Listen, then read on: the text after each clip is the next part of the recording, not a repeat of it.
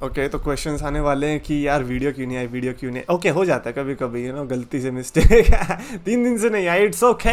मैंने कहा वीडियो कौन देखेगा, सबको जो फुर्सत ही नहीं है ना सचिन और सीमा हैदर की स्टोरी से। मैंने नहीं, तुम देखो, तुम वही देखो।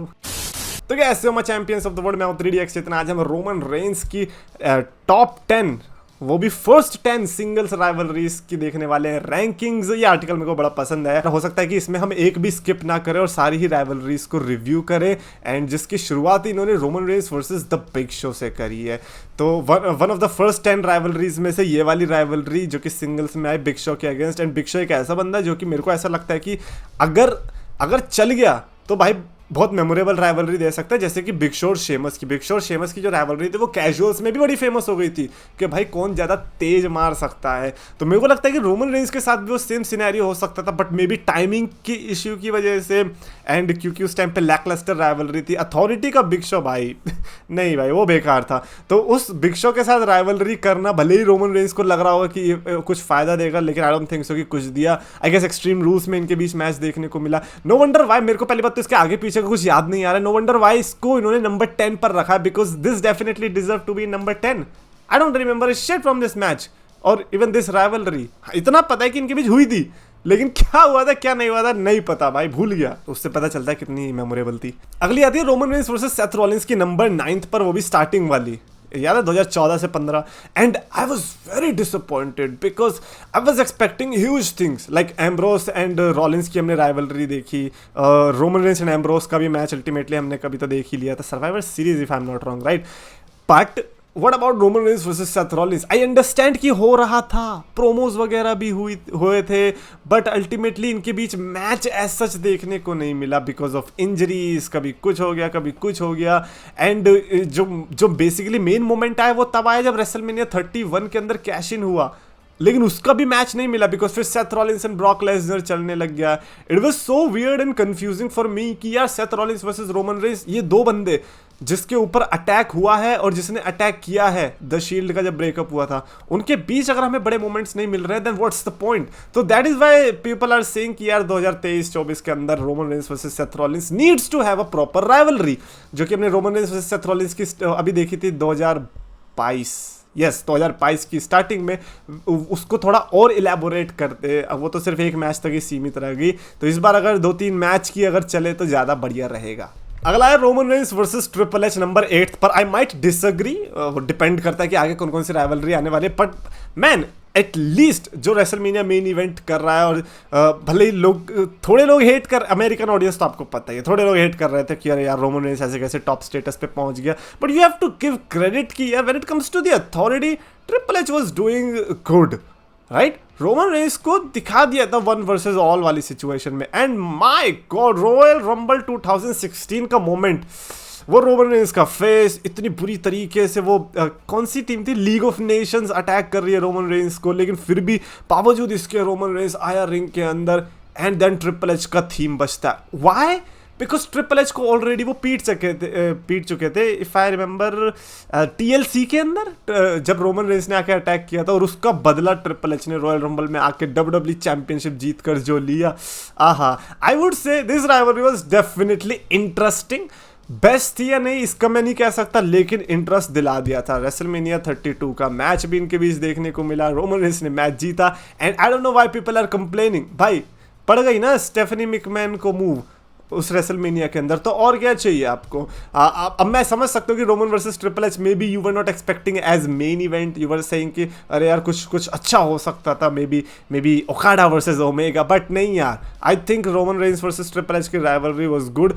मैच में उन्होंने डिलीवर किया या नहीं किया वो बाद की बात है, बट एटलीस्ट नंबर 8 पर तो नहीं बनता था। अगला आया रेसलमेनिया 31 से पहले के Roman Reigns versus Brock Lesnar की राइवलरी।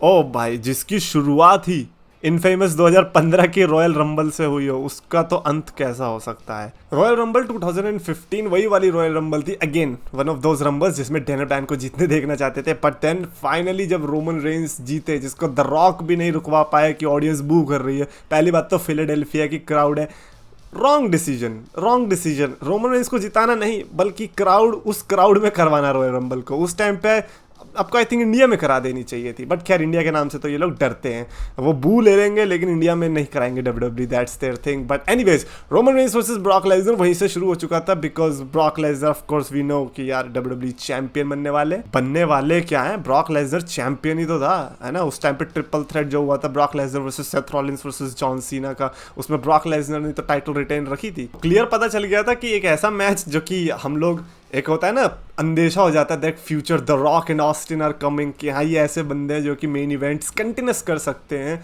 वो हमें दिख रहा था कि यहाँ से हो रहा है। बट लाइक अब लुक फॉरवर्ड करते, लुक बैकवर्ड करते, अब दोबारा से पीछे जाके देखते, यू रियलाइज कि यार the build was not that good. In fact Brock Lesnar versus John Cena versus Seth Rollins royal rumble का ट्रिपल थ्रेट मैच, उसका जो बिल्ड था it was way much better than Roman Reigns versus Brock Lesnar का WrestleMania का build. That is freaking WrestleMania, और WrestleMania 31 considered to be one of the greatest WrestleManias of all time.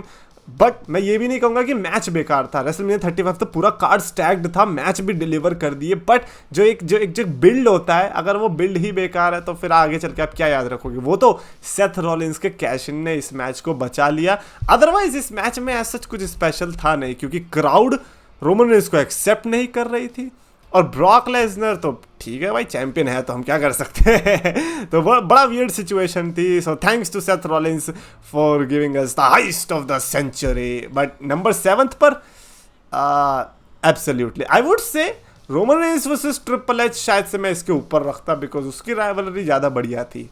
मतलब rumble में आके triple H बदला ले रहा है, मतलब इससे ज्यादा अथॉरिटी की पावर और बता बंदा कहाँ दिखा, इससे ज्यादा इविल साइड कहीं कुछ हो सकता है। अगला इन्होंने रखा Roman Reigns versus Randy Orton. I think it is also one of those rivalries जिसको मैं भूलना चाहूंगा। I know deep inside in my subconscious mind की यार इनके बीच राइवलरी हुई है, बट मैं उसको डेफिनेटली भूलना चाहूंगा। इनफैक्ट मैं triple H versus Roman Reigns and Roman Reigns versus Brock Lesnar को इसके ऊपर रखना चाहूंगा, because this was definitely underwhelming for me. Match was good, summer slam में जो इनके बीच मैच देखने को मिला था it was definitely good, but मैं इसको सिर्फ इस रीजंस की वजह से भूलना चाहता हूँ, बिकॉज आई वांट अभी 2023-24 के अंदर Roman Reigns versus Randy Orton देखने को मिले, जिसके बाद मैं ये कह सकूँ कि हाँ हमने एक बार रोमन वर्सेस रैंडी की राइवलरी देखी थी और वो कुछ ऐसी थी।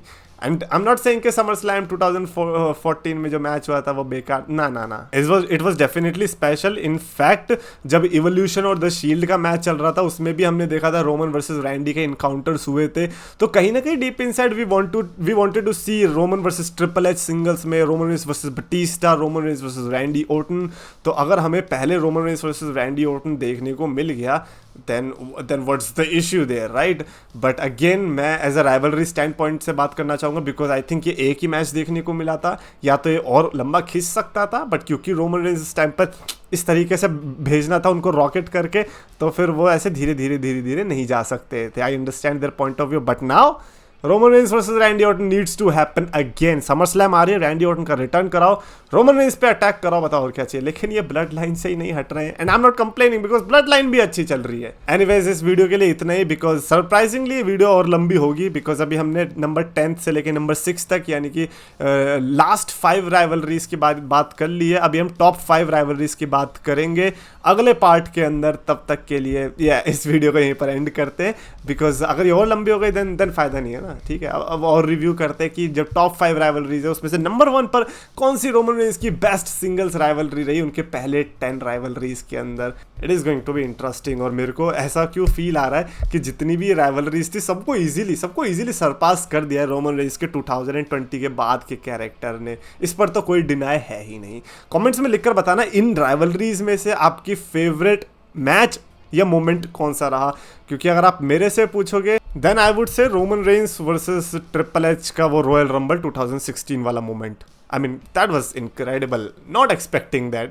Already AJ Styles का डेब्यू देखने को मिल चुका था, and now you are giving Triple H as a winner? Bro, you are winning the championship. Come on. ये पीक था एटलीस्ट इस 5 के अंदर। कमेंट्स में लिख कर बताना, और अगर आपको वीडियो पसंद आए तो प्लीज लाइक करो, शेयर करो, चैनल को सब्सक्राइब करो।